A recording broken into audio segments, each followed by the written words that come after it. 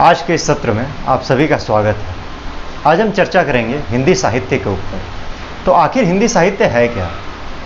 हिंदी भाषा का जब जन्म हुआ, यानी हिंदी भाषा जब उपयोग में लाई जाने लगी, तब से लेकर आज तक जितनी भी रचनाएं इस भाषा में की गई हैं, उनका जो समावेश है, उनको जब हम इकट्ठा करते हैं तो उसे हम हिंदी साहित्य के नाम से जानते हैं। तो ये रचनाएं किस प्रकार से की गई होंगी, या इन रचनाओं का रूप क्या है, यह जानने के लिए हमें यह जानना होगा कि हिंदी साहित्य जो है वो किस तरीके से लिखा जाता है, कितने प्रकार में लिखा जाता है।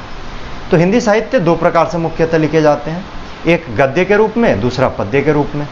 अब आइए जानते हैं गद्य और पद्य को अलग अलग करके। तो साहित्य का जो पहला रूप है, जिस तरीके से लिखा जाता है, वो है पद्य का। तो जो पद्य है उसे हम काव्य के नाम से जानते हैं। काव्य क्या है? काव्य का मतलब कविता। तो कोई भी ऐसी लेखनी जिसमें थोड़ा लय हो, छंद हो, कुछ शब्दों के ऐसे इस्तेमाल किए गए हों, वर्णों को इस तरीके से इस्तेमाल किया गया हो कि पढ़ के लयबद्धता है। लयबद्धता यानी गाने की थोड़ी शैली है, उसे हम कविता के नाम से जानते हैं। कविता जो है उसके अंदर आभूषण की खूबसूरती होनी चाहिए। जैसे कविता को पढ़ने के बाद मन आनंदित हो जाना चाहिए, थोड़ा सा गायकी होनी चाहिए, थोड़ी सी लयबद्धता होनी चाहिए। तो पद्य काव्य है, वहीं दूसरी ओर गद्य। गद्य का मतलब लंबी लेखनी। अब गद्य में कई प्रकार के गद्य लिखे जाते हैं। निम्नलिखित है नाटक। नाटक हम देखने जाते हैं, नाटक हम करते हैं, नाटक की स्क्रिप्टिंग की जाती है, नाटक की पूरी स्क्रिप्ट लिखी जाती है, डायलॉग्स लिखे जाते हैं, सीन्स लिखे जाते हैं। उसके बाद आती है कहानी। कहानी भी हम सभी अपनी किताबों में पढ़ते हैं, पंचतंत्र की कहानी से लेकर के प्रेमचंद की कहानियों तक। तीसरा है हमारा निबंध, आलोचना, आत्मकथा। आत्मकथा यानी बायोग्राफी। जीवनी। जीवनी यानी किसी के जीवन के बारे में जब हम लिखते हैं। आत्मकथा तब होता है जब वो व्यक्ति खुद लिखता है, और जीवनी जब कोई और व्यक्ति उसके जीवन के ऊपर रिसर्च करके, शोध करके उसके बारे में लिखता है। यात्रा साहित्य। यात्रा साहित्य में हम यात्रा वृतांत लिखते हैं, यानी हम कहीं घूमने गए, हमें वो कैसा लगा, क्या एक्सपीरियंस रहा, क्या हमने वहाँ अनुभव किए, वो सब हम यात्रा साहित्य में लिखते हैं। उसके बाद आता है रेखाचित्र, संस्मरण। रेखाचित्र और संस्मरण में हम जो है अपने मन में जो चीज़ें याद हैं उनको लिखते हैं। जैसे यात्रा साहित्य में हम कहीं गए, हम वापस आए और हमने लिख दिया। संस्मरण में अगर हम कहीं गए तो वहाँ के लोगों से बात की, वहाँ के आसपास क्या है, उन चीज़ों को देखा, परखा, जाना और उनके बारे में लिखा। रेखाचित्र भी एक तरीके का ड्राइंग है, जो आर्ट होता है। जिस तरीके से हम किसी चीज़ को देख करके उसको कागज़ पे पेंसिल से या कलर इस्तेमाल करके बनाते हैं, उसी तरह रेखाचित्र शब्दों का इस्तेमाल करके किसी चीज़ को हूबहू उतार देना होता है। उसके बाद है रिपोर्टाज। रिपोर्टाज के अंदर हम रिपोर्ट लिखते हैं, कोई न्यूज़ रिपोर्ट जो होती है। पत्र साहित्य। पत्र साहित्य के अंतर्गत हम लोग लेटर्स लिखते हैं, जो फॉर्मल लेटर, इनफॉर्मल लेटर होता है। जो हिंदी साहित्य में भी पत्र लिखते हैं, हिंदी व्याकरण में पत्र होते हैं, परीक्षाओं में सवाल आते हैं पत्र लिखने के लिए। उसके बाद आता है साक्षात्कार। साक्षात्कार माने इंटरव्यू। किसी का इंटरव्यू हो गया। आप अपनी जो पर्सनल डायरी लिखते हैं, वो भी एक तरीके का साहित्य है। तो हिंदी का जो साहित्य है वो बहुत ही प्रगाढ़ रहा है। हिंदी का साहित्य, अगर साहित्य का जो इतिहास है उसे हम देखें तो ये बहुत ही बड़ा और मजबूत रहा है। इसमें यह सारी चीज़ें व्यवस्थित हैं। अगर हम काव्य की ही बात करें तो हमारे कई महत्वपूर्ण कवि हैं। अमीर खुसरो से लेकर के विद्यापति, विद्यापति के बाद मंजन, उसके बाद काल आता है जहाँ सूरदास, कबीर, मीराबाई, तुलसीदास। उसके बाद जो काल आता है उसमें रहीम, भिखारी दास, भिखारी ठाकुर, ऐसे कवि जो हैं हमारे यहाँ महान कवि रहे हैं। उसके बाद आधुनिक काल आता है जहाँ सुमित्रा नंदन पंत से लेकर के महादेवी वर्मा तक हम सभी को पढ़ते हैं। और इन सब का साहित्य जो है वो बहुत ही मजबूत रहा है। इन सब का साहित्य बहुत ही शुद्ध रहा है। इनके साहित्य से लोगों को प्रेरणा मिली है। हमारे देश में कई ऐसे आंदोलन खड़े हुए हैं जिसमें साहित्य का एक महत्वपूर्ण योगदान रहा है। आप हमारे देश के इतिहास का कोई भी आंदोलन उठा लें, उसमें साहित्य का एक बहुत ही महत्वपूर्ण स्थान रहता है। जैसे हम शुरुआत करते हैं भक्ति आंदोलन से। कबीर दास के समय पे, जिस वक्त कबीर लिख रहे थे, जिस वक्त सूरदास लिख रहे थे, जिस वक्त मीराबाई लिख रही थी, उस दौर में भक्ति का आंदोलन चला था। उस समय अमीर गरीब के बीच के भेद को मिटाते हुए जो आम जनता है उन्होंने लेखनी शुरू की थी। अगर हम उससे पीछे जाते हैं इतिहास में तो हमें ऐसा पता चलता है कि पढ़ाई लिखाई का जो सारा कार्य था वो या तो ब्राह्मण कर रहे थे, जो उच्च वर्ग था, या तो राजा महाराजाओं के यहाँ काम करने वाले लोग कर रहे थे। उसमें जो आम जनता है वो कनेक्ट नहीं कर पा रही थी, वो जुड़ाव महसूस नहीं करती थी। संस्कृत भाषा थी, पाली आई, प्राकृत आई, परंतु जब हिंदी में रचनाएं होने लगी तो आम लोगों की रचना होने लगी।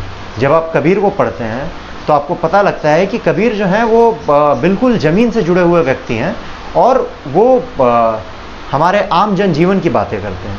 उसी प्रकार मीराबाई हो गई, सूरदास हो गए, तुलसीदास हो गए, ये सभी लोगों ने हिंदी में रचनाएं की, ब्रज भाषा में रचनाएं की, अवधी में रचनाएं की, जिससे जो है आम लोग जो है मुख्य साहित्य से, मुख्य धारा से जुड़ सके। इसके बाद का काल आता है जो है हमारा स्वाधीनता आंदोलन का काल।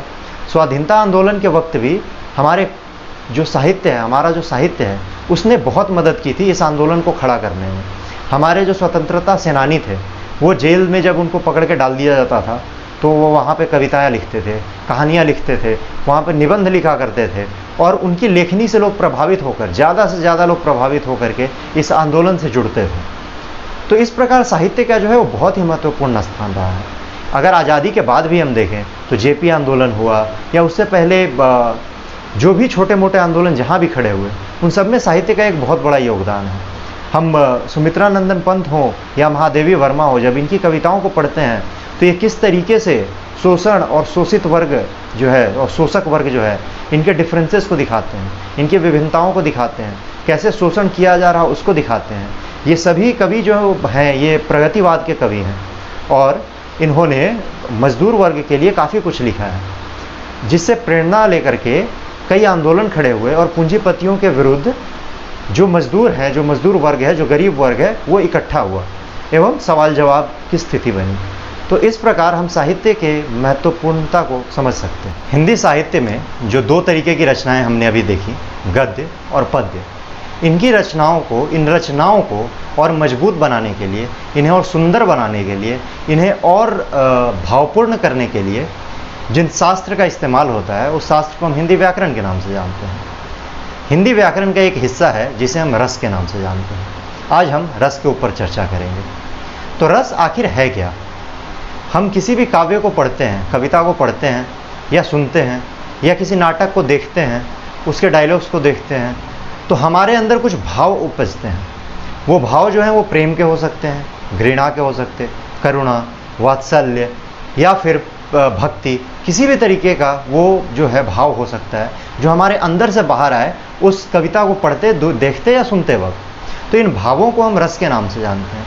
ये जो भाव उपज रहे हैं वो उस काव्य का रस है कि आखिर वो काव्य किस भाव से लिखा गया है, उस काव्य में ऐसा कौन सा भाव है जिसे पढ़ के हम उससे जुड़ाव महसूस करते हैं। इसी जुड़ाव को, इसी भाव को, इसी भाव की उत्पन्नता को हम रस के नाम से जानते हैं।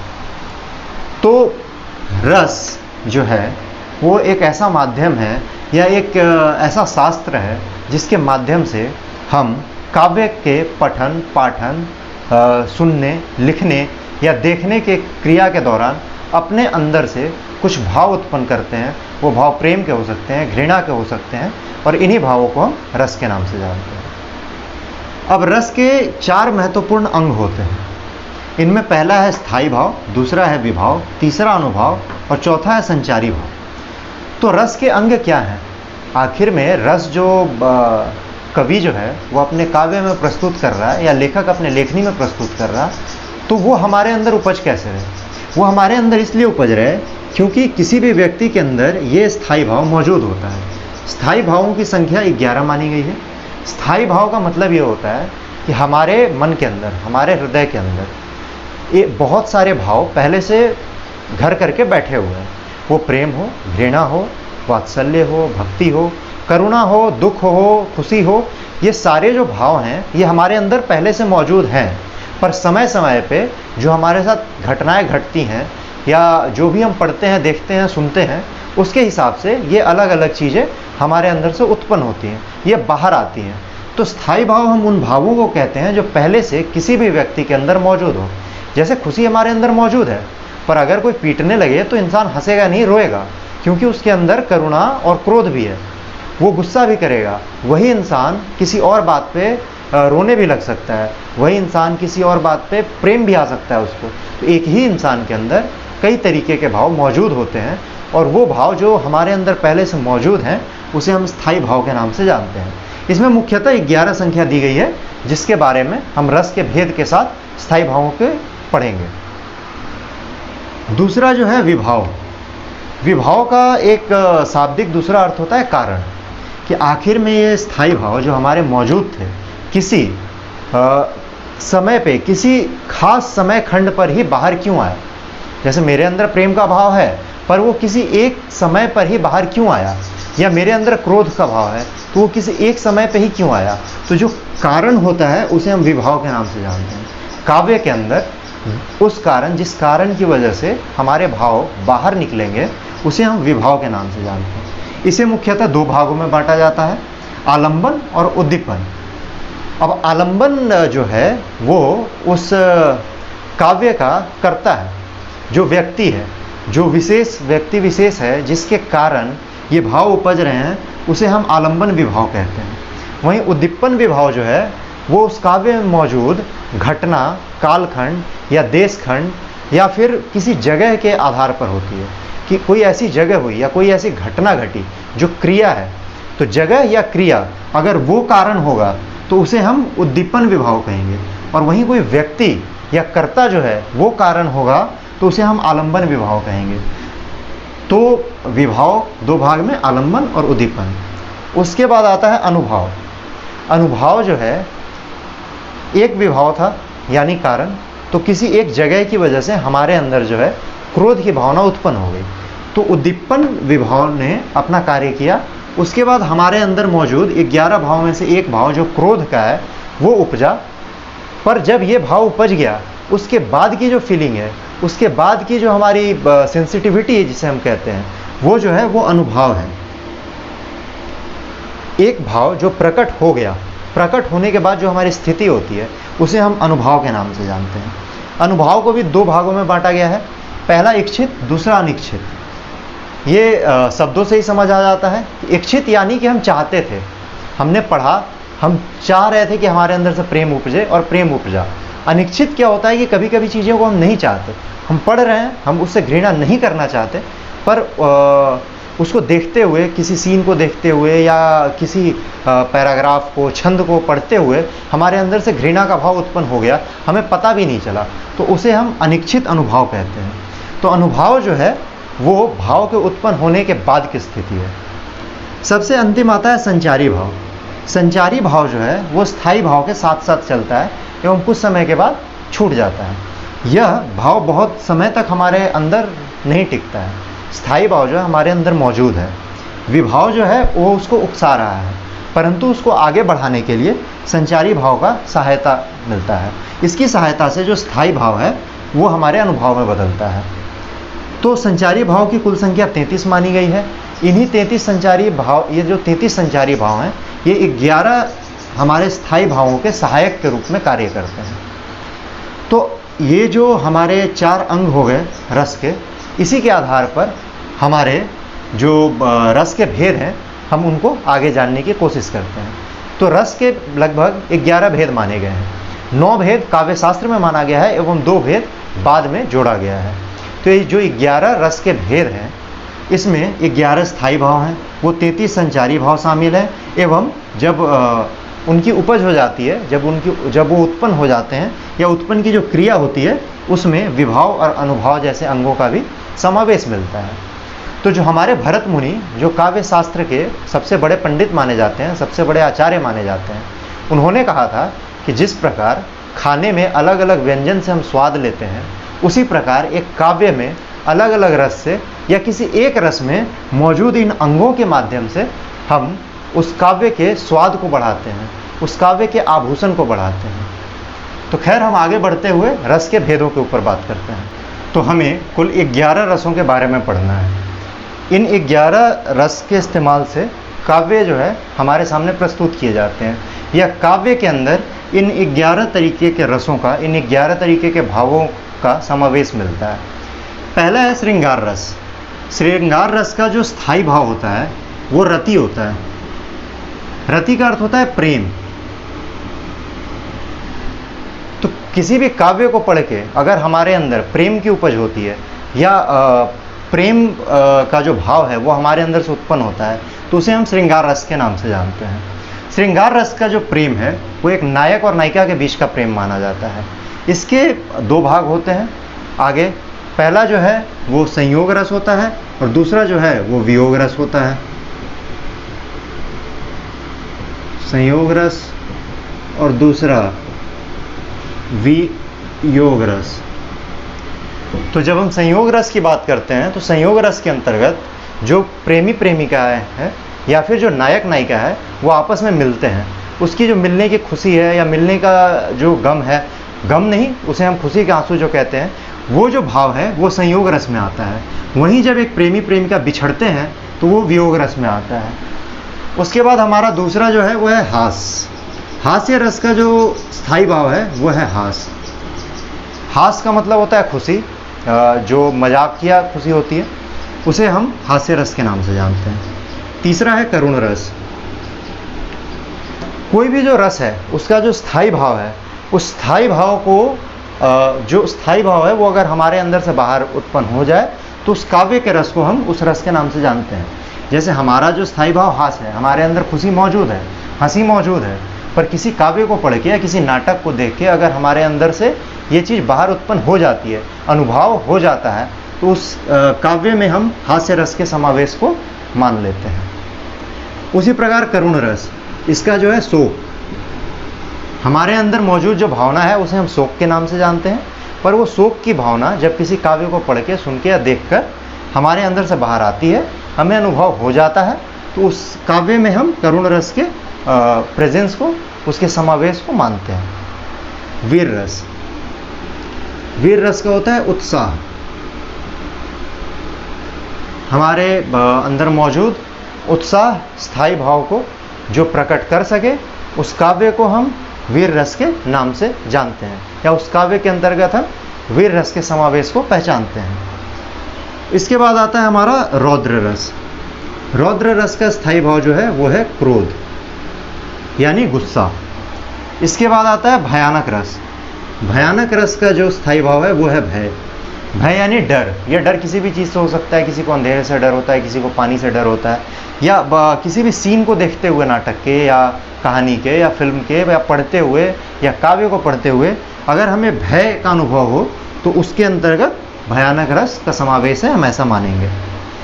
उसके बाद हमारा आता है ये अद्भुत रस। जो अद्भुत रस है उसका जो स्थायी भाव है उसे हम आश्चर्य के नाम से जानते हैं।